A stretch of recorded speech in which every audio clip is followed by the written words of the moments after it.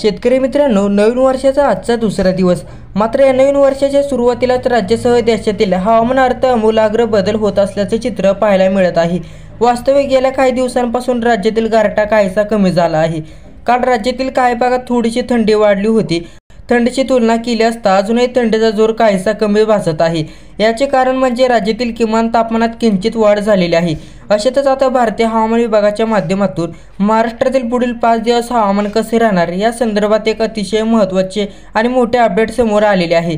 हवामान खात्याने महाराष्ट्रात आगामी 5 दिवस ढगाळ हवामानाची आणि किरकोळ स्वरूपाच्या पावसाची शक्यता वर्तवण्यात आलेली आहे. आता आपण राज्यातील कोणत्या जिल्ह्यात अवकाळी पाऊस हजेरी लावणार याविषयी जाणून घेण्याचा प्रयत्न करू.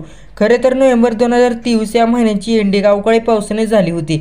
यानंतर डिसेंबरची सुरुवात सुद्धा अवकाळी पावसाने झाली होती. डिसेंबर महिन्याच्या अखेरीस अवकाळी पाऊस बरसणार होता. मात्र हवामानात बदल झाला आणि जोरदार थंड वारे महाराष्ट्राच्या दिशेने वाहू लागले आहेत.